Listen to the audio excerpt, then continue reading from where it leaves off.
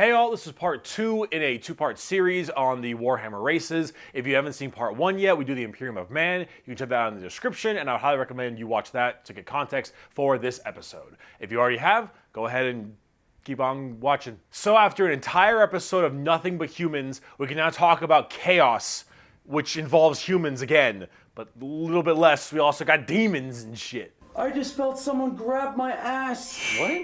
Like hard, Nick. So, as I've mentioned many times before, we've discussed the warp, the immaterium, the hellish landscape, the purgatory dimension realm between the material realm of our existence. Now, in the warp, it's terrifying, horrible, there are demons everywhere, things are crazy, all your minds and thoughts and emotions get projected there. It is both formless and empty, it is vast and tiny, it obeys the laws of time and physics while simultaneously does absolutely nothing of the sort. It is a hodgepodge and a culmination of just unknowable, eldritch, horrifying shit. And there are 4 gods that permeate in chaos and the warp. These are the 4 major chaos gods. And if we wish to learn about chaos, we need to learn about each and every single one of these chaos gods. First up, we have Khorne, and he is the easiest. Khorne is your classic Satan.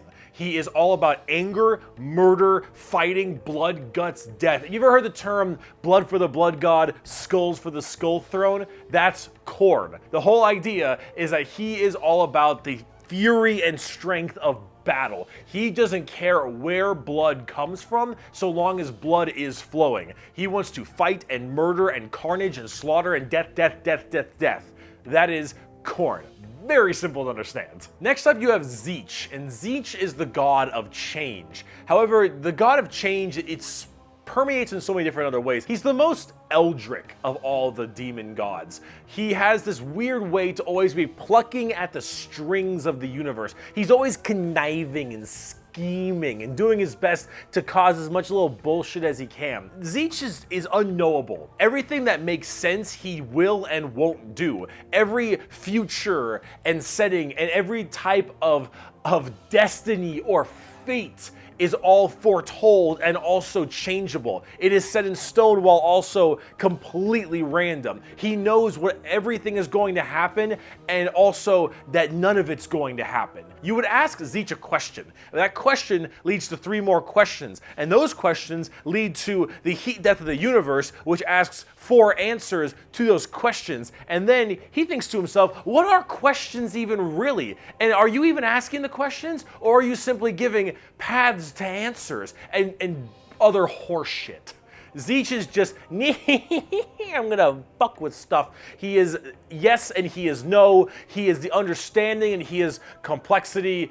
He is unknowable. And that's what the god of change is about. Very bizarre. And he likes birds a lot. I don't know why. Next up we got Papa Nurgle. Papa Nurgle, he loves you for who you are. Probably not. He will murder you just the same. But Papa Nurgle is about rot, pestilence, death, and decay. He is the end of everything. Him and Tzeentch do not like each other very much because where Tzeentch represents change and adjustment, Nurgle represents stagnation and death. He is all about miasma and pestilence and large bloat and pus and organs and people just being sedentary, sloth.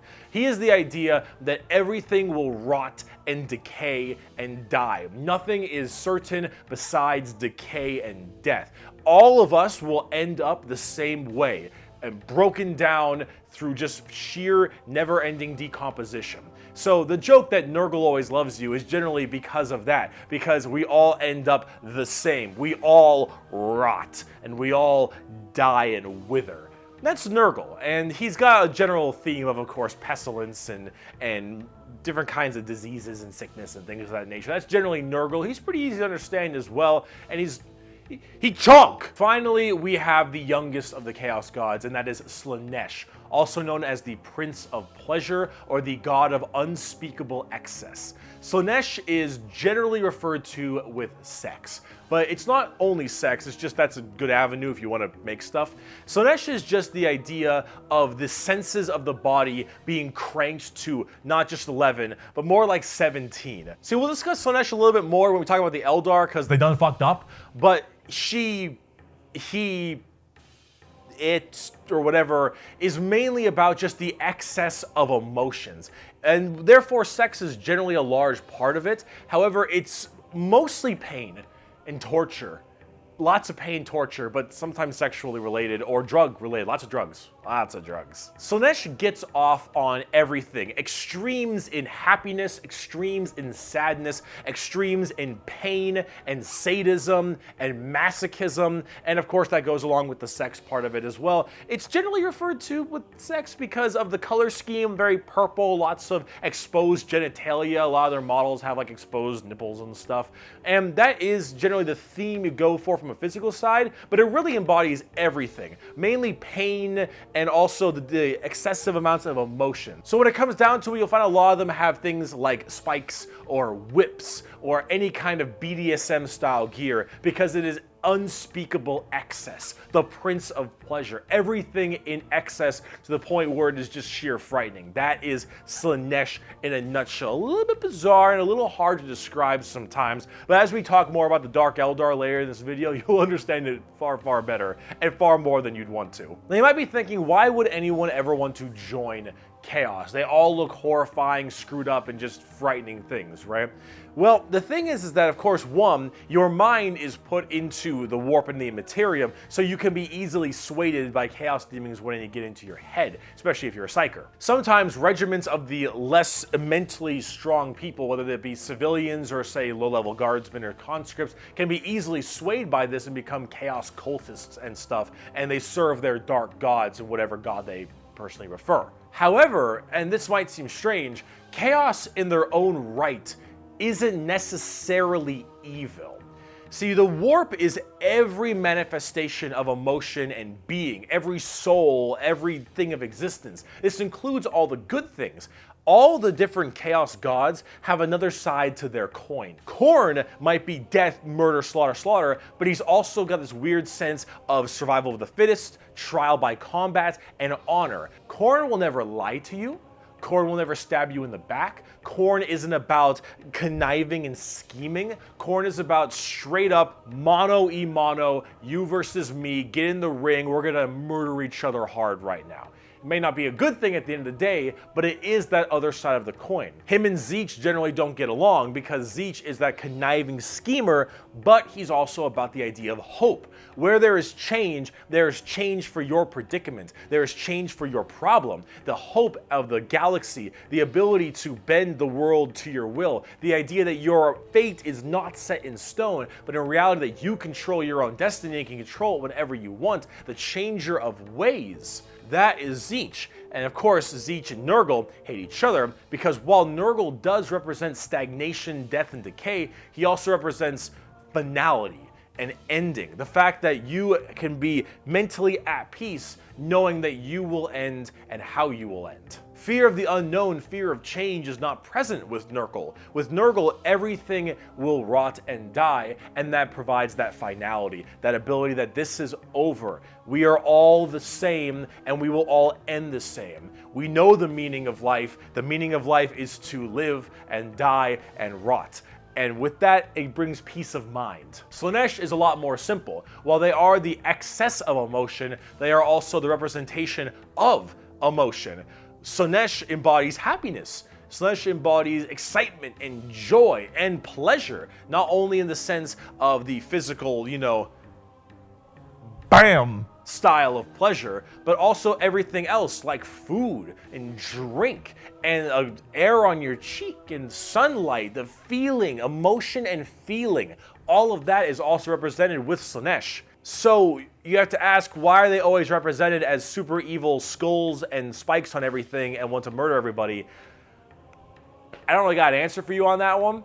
My assumption is that because mentally humans may think worse thoughts even if we don't act on them, and therefore they're projected in the warp more. That one's a little bit weird. I don't know. This is me spitballing right now, but I don't know. You need a super bad guy. You already got the Imperium of Man. You need somebody to be a little bit worse than them. So you got demons. Honestly, who cares? I just want to buy like a bird magician. Look at him. So cool. So combining all this together, on the tabletop, Chaos Demons are generally very melee based. They run in, go really hard. You have lots of summoning and conjuring, tons of spells. Generally a little bit frail, but they have special saves to make them a little bit stronger. You've got giant demons and smaller demons. You got hordes of little boys and tons of big guys. Demons are as they seem. Demons. Nurgle is slow, Khorne is super scary in melee, you've got Tzeentch who are far more into psychers and spellcasting, and then Slaanesh who is all melee, really fast but squishy, but in lots of hordes of tons of melee and pain damage, of course. So overall, the demons are a huge part of 40k and a massive threat to almost every single faction with the exception of a couple. However, the big part about demons is also transferred into the other 9 Primarchs we didn't talk about, which are the Chaos Space Marines. So Horus and all of his boys, all of them in the Primarchs, they have all also become Chaos Boys, and they all have their own special Chaos Legions, specializing in so many different things, just like the Adeptus Astartes, the Angels of Death, the regular Space Marines. Chaos Space Marines aren't a whole lot different than the regular Space Marines. They have the same armor, generally the same training and toughness. They just specialize in different kinds of things. And also a lot of the Primarchs have ascended into greater demons? They're demon Primarchs at this point. Gigantic, horrifying man-demon hybrids that are pretty awesome, if I'm gonna be honest. They look really cool.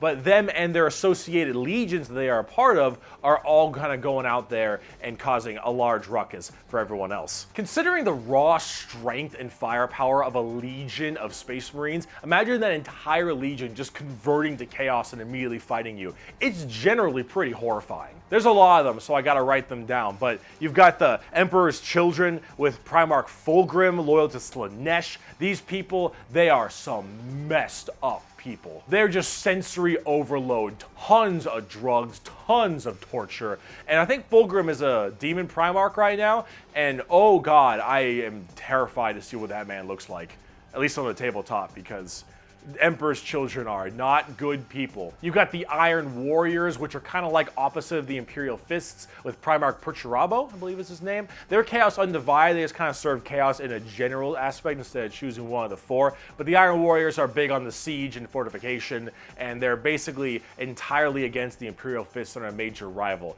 Perturabo, I believe, is also still alive, and I'm also very interested to see what he looks like, because Demon Primarchs are badass. You've got the Night Lords with Primarch Conrad Kurz. Conrad Kurz is dead, which is good because he's a sick fuck. But the Night Lords are generally about terror, terrorizing people, and terrorism. They're generally about fear, and rightly so. You've got the World Eaters with Primarch Angron, still alive, also excited to see. Angron, if you think you've known an angry person, Angron is the angriest son of a bitch you will ever know. Angron removed parts of his brain that didn't make him angry, so he could be angrier. Angron. Fucker's mad. You've got the Death Guard with Primarch Mortarion. They actually have their own special codex and their own major army on the tabletop. Mortarion himself is actually one of the models, and look at him. Look at him. It's so cool looking. Of course, Nurgle based, obviously. So very slow, but very tanky. You've got the Word Bearers with Primarch Lorgar. Lorgar is, I believe, still alive. I don't know what's up with him at the current moment, but the Word Bearers are generally the people who caused all the major problems in the beginning. At least I blame them for it. They're little assholes. You got the Black Legion with Primarch Horus. Get fucked, nerd. You've got the Alpha Legion with Primarch Alfarius Omegon. Chaos, I think. And then finally, you've got the Thousand Sons with Primarch Magnus the Nerd. The Thousand Sons also have their own book, just like the Death Guard. Magnus is also a tabletop model. He looks super cool, as you can tell, and they're all super heavily Psyker and kind of Egyptian themed. They look pretty neat. But overall, with all of these Chaos Space Marine factions, you can play as a lot of different ones, but the main ones that you can really work at are standard Space Marines, Chaos Space Marines, as well as the Death Guard and Thousand Sons, as they are the most fleshed out, especially on the tabletop at least. See this right here? This is a really good way to describe the Chaos Space Marines. What the thick-headed fools with their broken corpse of an emperor fail to understand is that not only can they never defeat us, but they cannot hide or flee or shield themselves from the triumph of chaos. They are finite and we are unbound, undivided. They must not err, or they shall fall to heresy. All who fall join our cause. Every Imperial fool who dares to open his eyes is a willing recruit. They strive merely to hold back our fury and might, and it consumes them. Thus, you can see chaos is inevitable. We lurk not only beyond their grasp and at their gates, we lurk within the darkness of their souls, on the tip of their tongues, in their tortured dreams. We are them, but freed from the shackles of ignorance. We are them, grown strong, evolved. We are them, but so much more. As hardcore as that quote is, the saddest part is they're mostly right. Chaos is basically unkillable. You could probably get rid of Space Marines a decent amount, the Chaos Space Marines that is, but every soul that dies goes to the warp. Every Chaos soul will end up back in the warp. And depending on how hard you killed them, they will come back at some point. Every demon you banish will return at some point. Chaos is unstoppable. The warp is unending. And while maybe there is at some point some way to stop them somehow, the resources to do so, the requirements to do so, are so far beyond the reaches of man and the other races at the current moment that really it's just an unstoppable force that just keeps on coming and is just barely being slowed. Chaos is by far the biggest threat. They are without number, their legions are everywhere, and yeah, they're pretty scary. So, I promise, we're done with humans now. Let's talk about some Xenos. So let's talk about the ELDAR, or also known as the Eldari, which are a super hyper-specialized and very technologically advanced race of, well, elf people. They were, as well, responsible for the creation of Slaanesh, the newest demon god. How'd they do that? Debauchery on a world-ending scale. See, back in the day, it was just Khorne, Tzeentch, and Nurgle. And the Eldar are very, very ancient. Millions of years. These Eldar, however, have a bit of a sensory problem. You know, every kind of pain or feeling that you have is a little bit amplified compared to the normal. However, with Eldar, as their race advanced so excessively, and they became so self-reliant, and everything became so easy, there was no requirement for food production anymore, there was no shortages, everything was basically done. Everyone was so comfortable, and that comfort breeded this weird sedation, and that sedation breeded the requirement for more and more debauchery. Debauchery! Debauchery! Debauchery! When everything you have can be so easily acquired, you will end up down this road of pure debauchery. All of the senses the Eldar had that were so powerful, things like feeling, happiness, sadness, and just evil and good, all needed to be satisfied and satiated. And the desire to satiate these senses grew more and more with worse and worse debauchery. It started off with things like sex and drugs becoming so much more rampant because these are the first things you generally turn to when requirements for living are so easily accessible. It would get to the point that made Sander Cohen in BioShock look sane. Alright, this is the kind of debauchery it led to. It was constantly satisfying and satiating these sexual and sadistic or masochistic fantasies that only elevated and elevated, and this was species-wide. People started going down darker, more depraved, and more violent paths as time went on. However, some people didn't entirely take to that. Some of the Eldar were looking at this depraved species that they had become and said, no thanks for me, dog, I'm good. And they bailed. These are the CRAFTWORLD Eldar. They left on these giant continent-sized starships called CRAFTWORLDs. They believed in learning the old ways of the Eldar and pushing away from this depravity and debauchery and going back to their main roots. And so they would segment themselves on these giant craft worlds far in the outer reaches of space. They even had this thing called the Webway. Remember what we mentioned about warp travel with the Imperium? Well, the Eldar had something way safer called a Webway. And the Eldar Webway is actually like a pocket dimension kind of thing. And in that pocket dimension, there were also more horrible, depraved groups and clans that would spend their time in there And if you imagine the debauchery was bad already, these were debauchery X10. So all of this continued, and it bloated until Slaanesh just burst forth. All that emotion, all that mental, well, thought processes, I suppose, all of this in such a condensed space. Don't forget, this is all being shot, all their souls as well, into the warp. All this depravity right into the warp. So what happened? Boom! Slaanesh was birthed and killed off 90% of the entire Eldar population. Untold trillions had their souls ripped from their bodies and their actual fleshy bodies devoured by Slaanesh demons. The entirety of the Eldar race was eaten alive and their souls consumed to the Prince of Pleasure.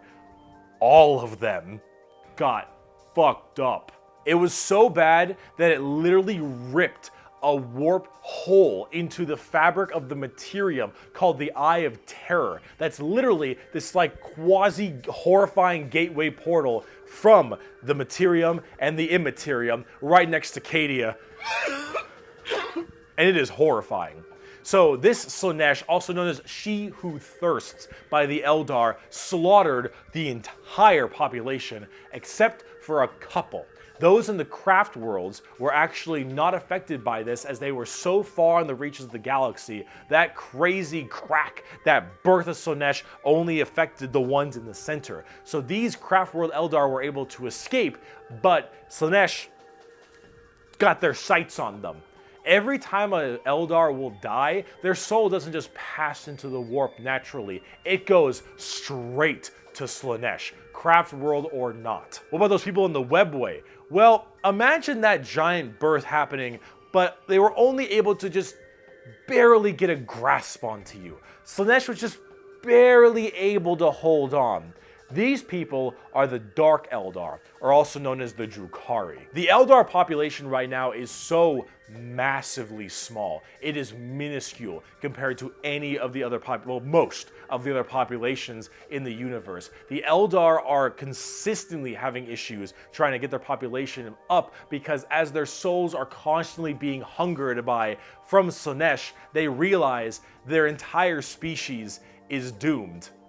And they understand it very well. Since the time of the fall, our race has been haunted by what we, in our reckless pursuit of hedonistic indulgence, gave birth to.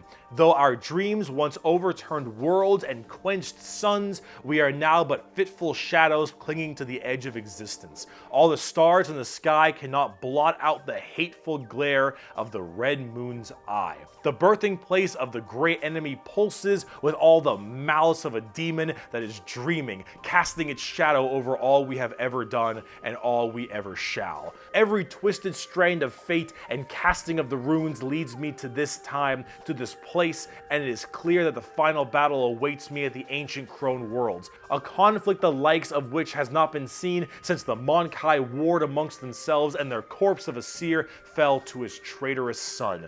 Is coming, and all my steps lead towards it, no matter that I walk other paths. I see the stars stained red with the blood of the Monkai, and though their wars do not concern me, I would gladly let them destroy one another. I know that to avoid this fight is to condemn my race to inevitable doom, and though all I see is darkness, I know that I will not flinch from my destiny.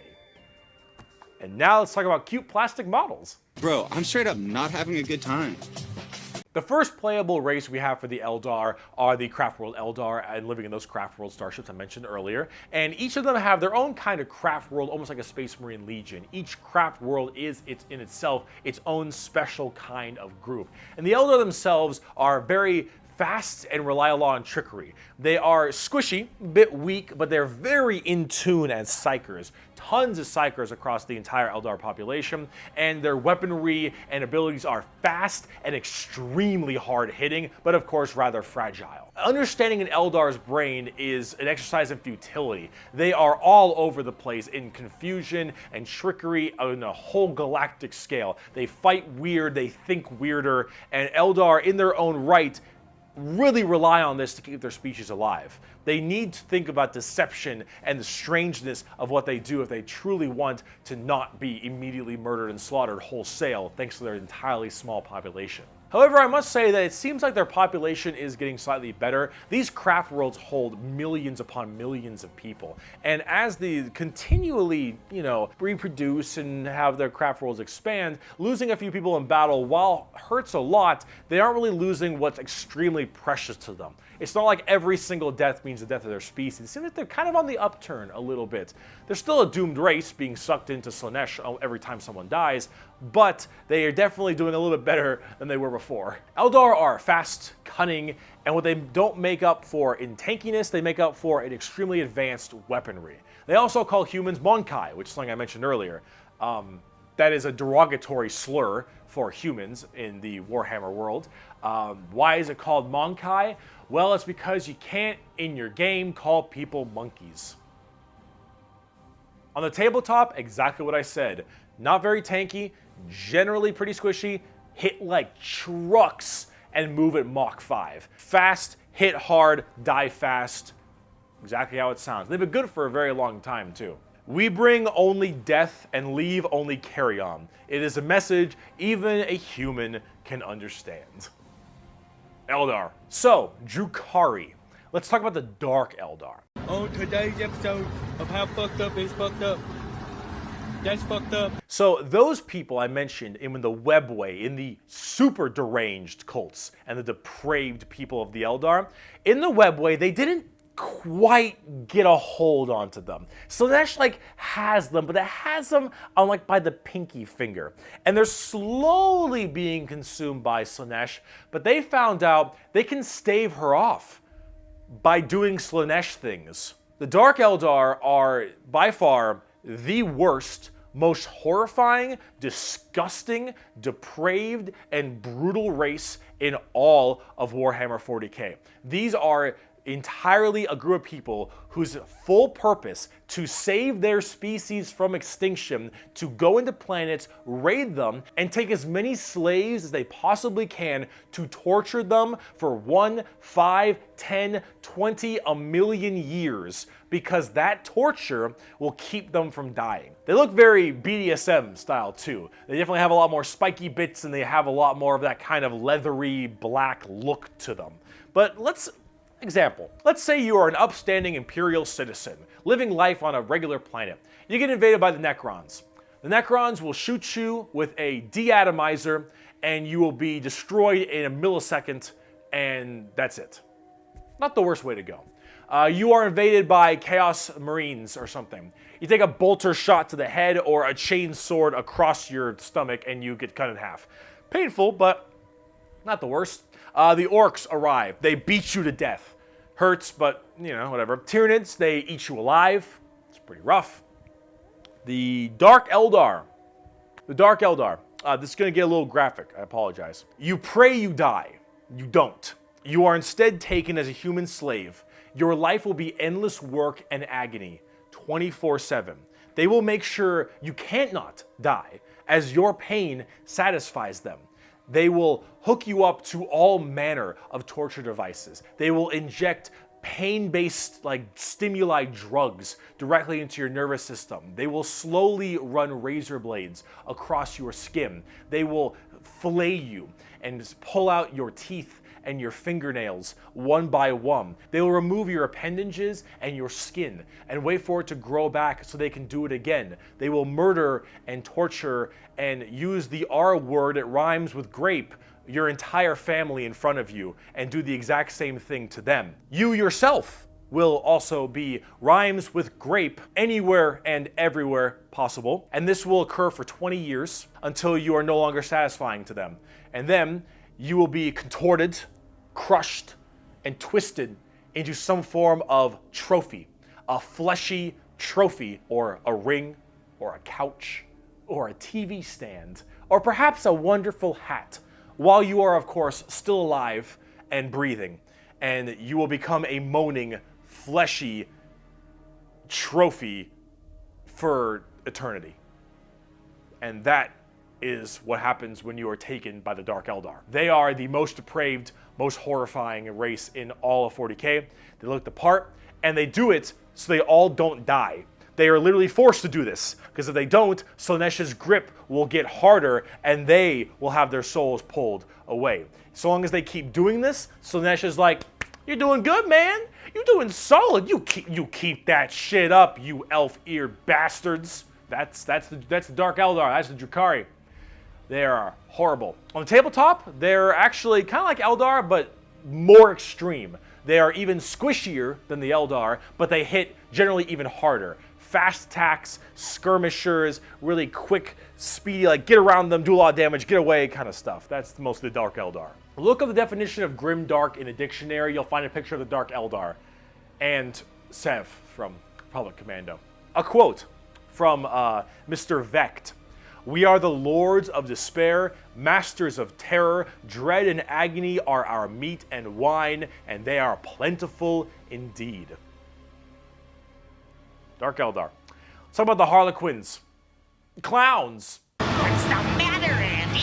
Don't you want to have some fun? The Harlequins are a bizarre race of Eldar. They're demonic clown performers.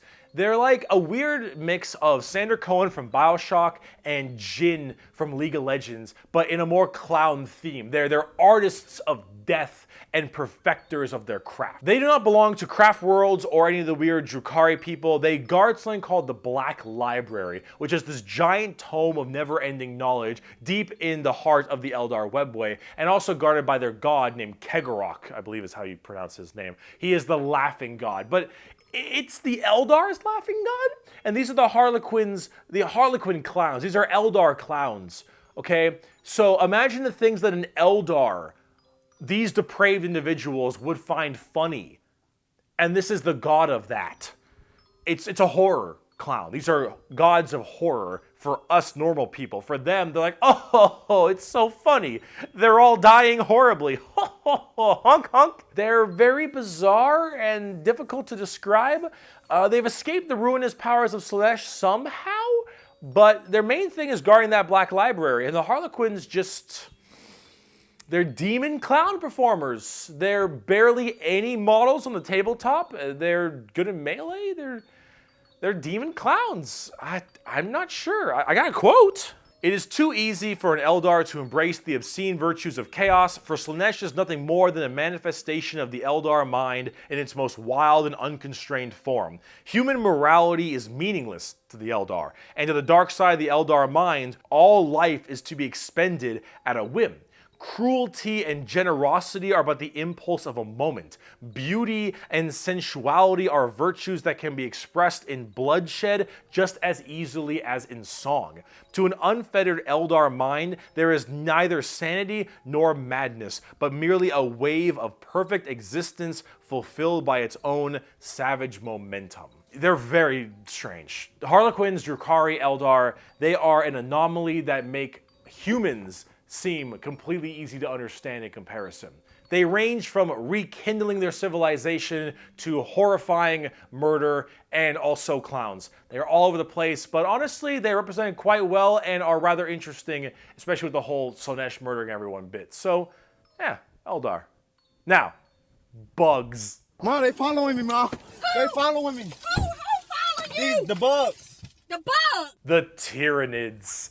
Now, you want to talk something a lot more fun, a little more simple than all this crazy Eldar shenanigans? Let's talk the Tyranids. They're bugs. Do they look like Zerg? Hell yeah, they look like Zerg. You want to know why they look like Zerg? Because they were actually supposed to be what Zerg were. Apparently StarCraft was supposed to be a 40k game in the beginning, hence why they look so much like Eldar, Zerg, and the Imperium of Man. Like, kind of Space Marine-y. Those Marines, huh? They look a little bit Space Marine-y to me. Maybe. I don't know.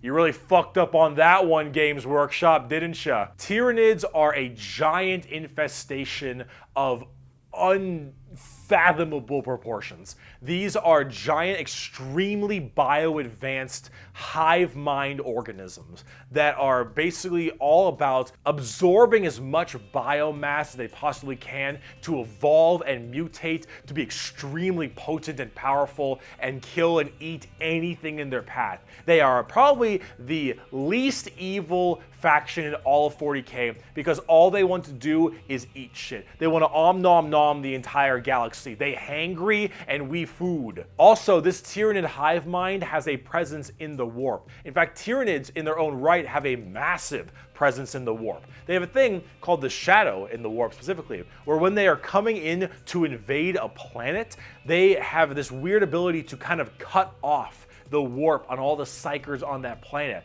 And how do you get help across the stars? Well, you need the warp because you need that for interstellar travel. So with people unable to call for help from the Tyranids, these are just easy pickings. And an entire giant Tyranid hive fleet comes out of orbit and just will massacre, absorbing all that biomass and turning them and all of their other Tyranids into even more advanced monsters. They come in so many varieties too, all based on what is important. Tiny little ripper swarms for scouting and having little dudes eat people up, to the Hormigons, Termagants, and Genestealers, all the way to the Hive Guard and the Exocrines and the Swarm Lord, to Hive Tyrants and their giant battle fleets, and even something as crazy as the Hierophant Bio Titan. The Tyranids come in all forms and sizes depending on what they require. They are extremely good at anti-biological weaponry. There is no way you can plague them or blight them. They have extremely strong armor,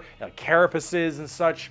Tyranids are nigh perfect organisms and are pretty spooky when it comes down to how they handle all of their genetic material. Keep feeding them, they'll keep evolving. They keep on creating new horrifying organisms to spread across the galaxy. And you want to know what the most terrifying part of the Tyranids is? We might be surrounded. There have been around 6 or 7 Tyranid hive fleets. Behemoth, Kronos, all these different kinds of hive fleets. And they've all arrived in the galaxy from different points. Different sections of the Milky Way galaxy have had different Tyranids come through. And that is horrifying.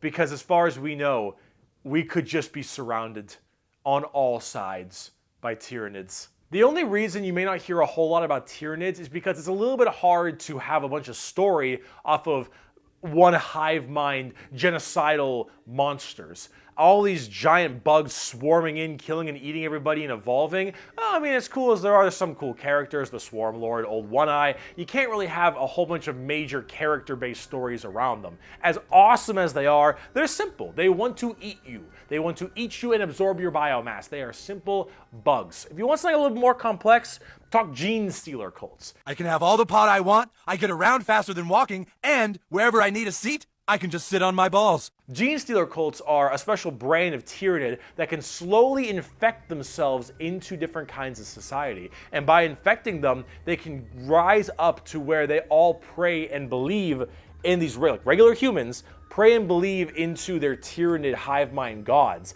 And these brood lords, and I think they're called patriarchs, all can turn an entire world all based into Genestealers, and these are called Genestealer cults. An entire hive world of the Imperium can be turned into nothing but servants of the Tyranid masters just by infecting them and screwing with their genetic code a little bit. They also have this cool Mad Max look, which is really neat. They are definitely one of the bigger threats to the Imperium besides Chaos. I keep saying biggest threat to the Imperium. They're up there though, because you, dingus, stepped on a bug in middle school.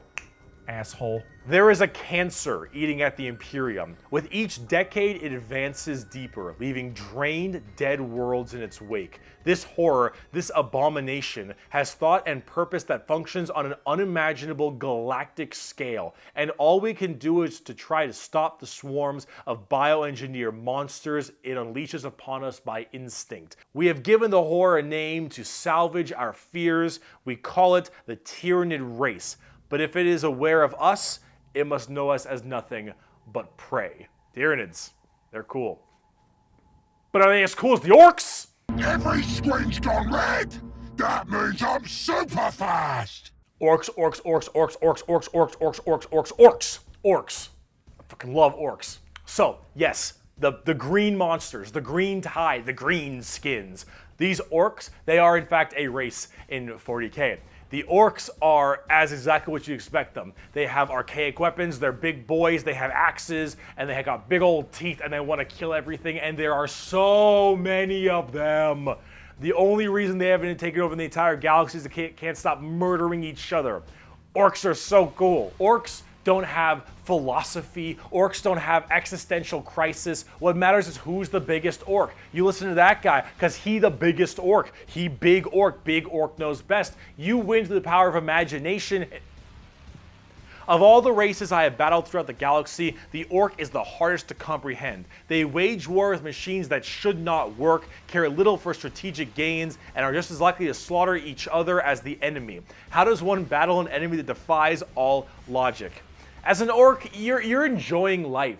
You're enjoying the life you're given. Your whole life and job and purpose is to get up and beat each other to death because you can. The biggest orc is the man who understands everything. He is the boss. And orcs have this really weird, like, big, dumb, stereotype British accent, which is just hilarious to me. Those are orcs. You fight. You like to fight. Your whole purpose is to fight. You wage war because you want to wage war. You got your boss over there, and you better listen to the boss, because if you don't listen to the boss will squish you and make you an example for the other orcs. And then you can't fight because orc dead. And orc dead can't fight because orc dead. Orcs, they scrap together machines out of parts that don't make any sense, and because they believe, they have the mental imagination that that machine will run, it'll run. If that machine's out of gas, you're driving that machine with your fellow orcs, and the biggest orc is behind the wheel, and you run out of gas, some orc behind you is like, oh,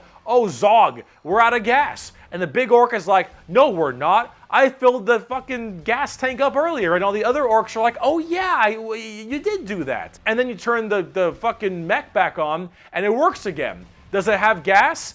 Probably not, but it works. The power of imagination. They paint things red because it makes them think they goes faster.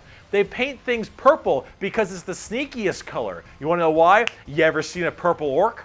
Didn't fucking think so. Orcs are also like ancient as hell. They're back in the Eldari time frame. But back then they were called Krorks, and they were much larger and scarier and far more intelligent. Now they're just orcs, and they're big, dumb, and they smack things. But they're pretty spooky.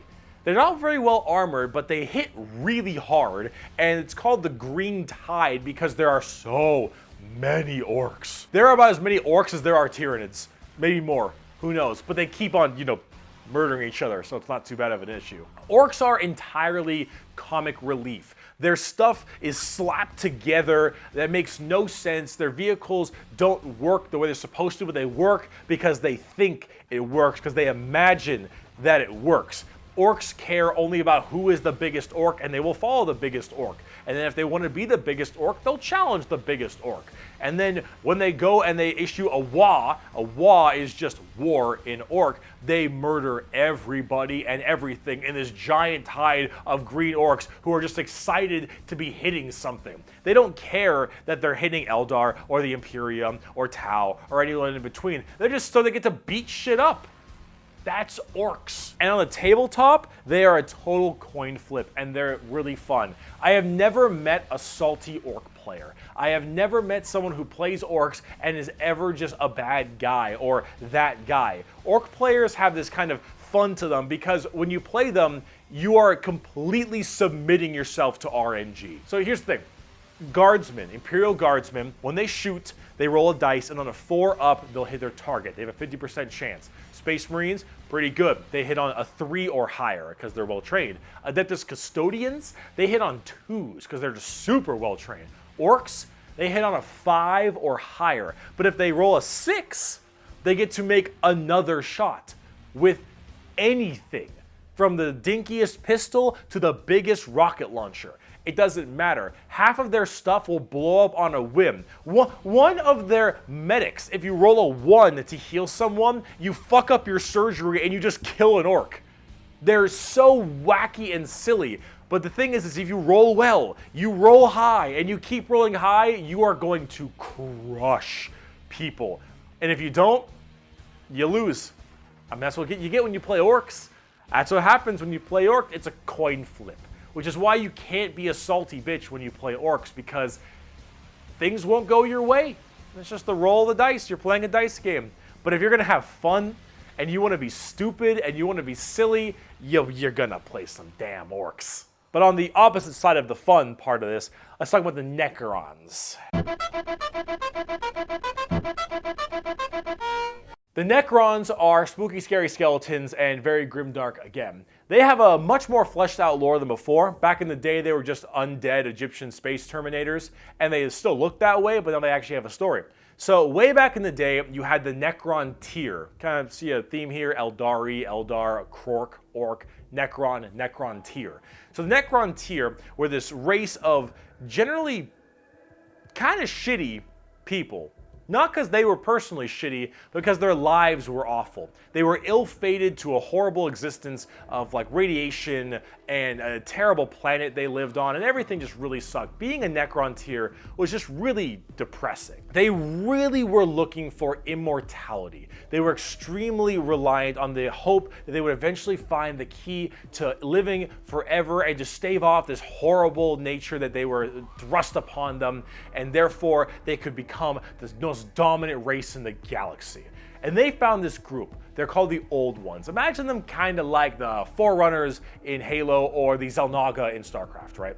These Old Ones were these strong, pretty much omnipotent beings. And they, of course, knew the key to immortality. So the Necrons went to them and said, please, show us your ways.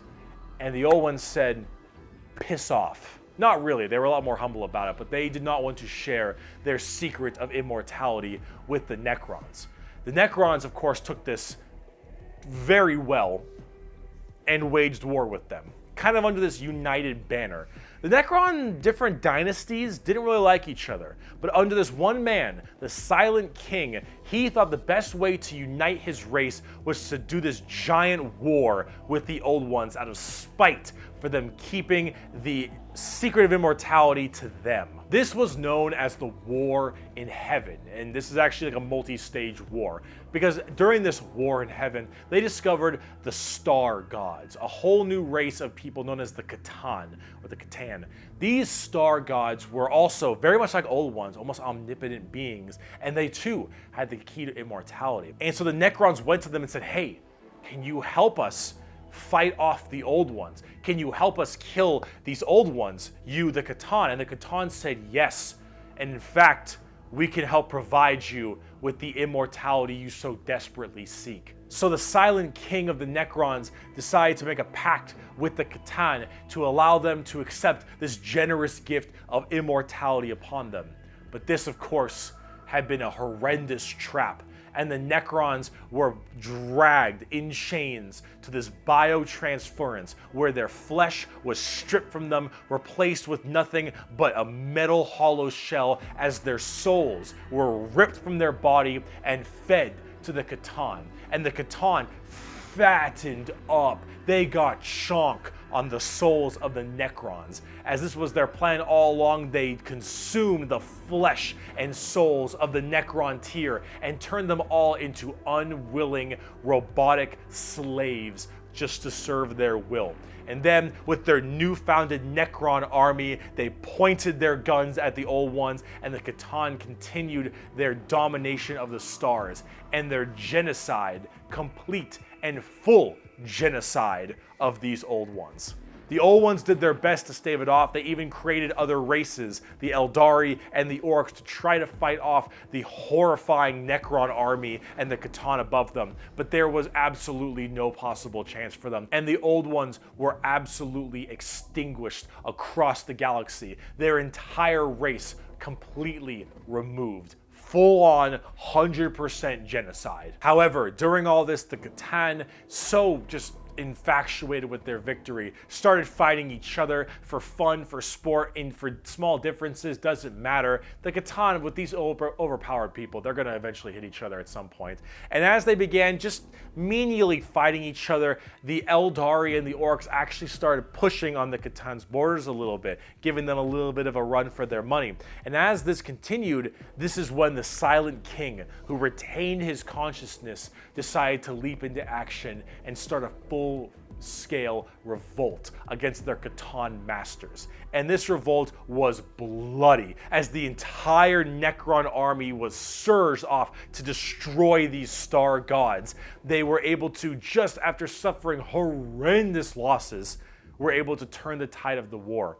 And they took these Catan and they blasted them. Because as these star gods are unkillable, they were able to break them into thousands of shards and entrap them in giant stasis vaults to now actually be slaves to the Necrons. And with the Necrons having the entirety of their old gods enslaved to them, they realized that soon their race was about to be attacked by the overcoming new races, the Eldari and the Orks. And so what they did is they retreated into giant stasis tombs in order to preserve their energy and their strength for when one day they would be reawakened and they would be able to rule the galaxy that was rightfully theirs. And then some dingus Adeptus Mechanicus guy diddled with a green console, and now the Necrons are back and they see all these primitive races on their lawns and they think, get the fuck off of it. The Necrons are back,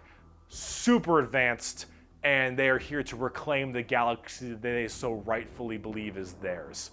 Now at tabletop, they're a lot like that. Tons of undead Egyptian skeleton robots that when they die, they just get right back up because they keep on reanimating. Hard to kill, tons of crazy stuff. You can use the Catan themselves as units to fight with. It's pretty cool. The Necrons are one of the three major events in 40k. The Horus Heresy, the Fall of the Eldar, and the Awakening of the Necrons are all pretty substantial events. And the Necrons themselves are pretty dang cool as well. Here's a good quote from a wonderful Dawn of War game. "Lucky creatures, as long last you have found the tranquility of death. I was like you once, clinging to life and blind to the truth. When I uncovered the truth, I too shuddered and paled with fear. Deep in these catacombs I was remade. Here my brethren slumbered for eons while the living grew like weed. My Lord knew this day would come. He had plans for us all. We would purge this world once more. So come, poor victims of life. We will grant you tranquility in these crypts. Kronos will be a tomb world once more." Necrons are also pretty smug. Trazen the Infinite especially, a little dickhead. But speaking of dickheads, last race, let's talk the Tau. We made a fucking walkie. The exact formation of the Tau Empire is not entirely understood. However, a long time ago, many thousands of years ago, in the 40k world that is, some Imperial navigation vessels were going around through different areas, and they saw a primitive race, blue people, smacking each other with sticks and stones. They thought, dumb Xenos race, who gives a shit, and they bailed. Then this giant warp storm occurred right in that major area, unable to be breached. Then, once that warp storm 6,000 years later subsided, hello, those little sticks. Well, they decided to actually have no war of any kind and all just unite together under one flag of the Tau Empire. And now they have gigantic starships and Gundam robots and lasers and railguns and mechs, and they are here to ruin your day for the greater good. That is generally the Tau Empire. They have this kind of feeling of this homogenous group. All species can go underneath the banner of the greater good. The greater good is their idea of the fundamental increase and help of all. In fact, they are most likely the most like the Covenant in Halo, where they have the overarching prophets, being the ethereals, who are actually kind of dicks and like to pull at strings a little bit, but then you have all these different races directly underneath them, and they all work together in this big group as this large, foreboding race that tries to spread their weirdly pseudo-religious influence across the galaxy. The alien is not intrinsically evil. Do not hate him. Pity him, his ignorance. Seek to understand his differences and equate him with his inadequacies. Only then will he accept his place in the greater good. That is generally the Tau. And if you're kind of wondering like what their mainly big shtick is, well, they're all about big robots and mechs. They have laser rifles and rail guns. They got giant mechs with tons of missile pods and heavy rail rifles and rail guns and burst cannons and ion accelerators and void shields and all this stuff. And that is generally what the Tau's all about. But you're probably thinking, Bricky, this doesn't sound that evil. This doesn't sound very grim, dark Warhammer. And you'd be right. The Tau Empire really don't have that much of a horrifying, grim, dark style like everybody else. They're much more younger, new age thing. In fact, they're probably a lot less evil and a lot even better than they are now back in the day because they liked having like that good guy faction. But a lot of us who really like the dark, depressing style of Warhammer didn't really like it that much. So, see, the Tau get a lot of hate, and a lot of that hate isn't necessarily unjustified. It's mainly from a tabletop perspective, but as you can see from all the visuals I've shown you recently, they don't really fit in the 40k universe very well. They lack that super dark, dramatic, kind of high gothic level the Imperium has. They don't have the weird kind of like grungy stuff that Chaos or say the Orks do. And the Necrons and the Eldar have their own specific style as well. The Tau really do look like something out of Gundam. And while that isn't necessarily a bad thing, it does definitely not fit too well. There's that. There's also the tabletop problem. In tabletop, Tau are horrible at melee combat, but exceptionally good at ranged combat. So they blast everyone from really, really far away, and they have a million rules to make it so that it's nearly impossible for you to get into melee combat. So it basically just forces you to bottleneck the game into one specific gameplay style, which is gun to gun. And if you're doing gun to gun, they're going to win every time, because they're the Tau, and the Tau are really damn good at shooting.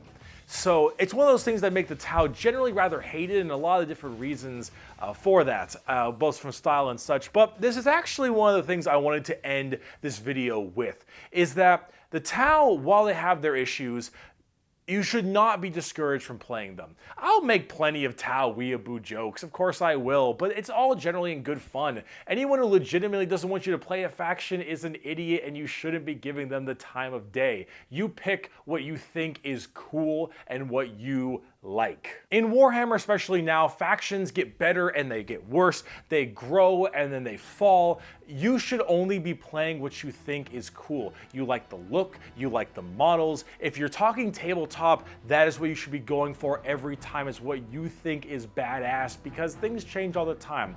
But the universe of Warhammer has so much going for it. Every faction has something interesting, every character has a story, and there's a million stories to be told. The universe is vast and exciting, and while it is dark, depressing, and horrible, that is the damn charm. And out of everything I've told you in these two videos, if anything you could take away is the reason why so many of us are so into this series and why we like it so much. Because with so much variety, such an expansive universe, and so much that can be done, you can find yourself having a pretty great time. Thank you so much for watching this video. I hope it has been informative to you. If you'd like to see more of me, Bricky, you have twitch.tv/Bricky for my streams. You have my merchandise site, in which I was wearing all of my merch, but underneath this, because I had to wear this so it wasn't black or white for the green screen, which is a little unfortunate, but it's fine. If you'd like to see merch, it is in the description. Also, if you'd like to support me on my Patreon page at patreon.com/Bricky for more videos like this, then that would also be wonderful. So Twitch, merch, Patreon, anything if you want to support, that would be fantastic. I'd appreciate it. If not, I'm just stoked you got all the way to the end of the video, and that is enough for me. So I'm going to be having some more content like this out in the future. Thank you so much for sticking around this long and being with me through this pretty rough time. That's, I think, all I got. Also, before I go, let me leave you with my favorite Warhammer quote. "He who scoffs at the power of the las gun has never ran through a field of 1,000 of them." Bye-bye.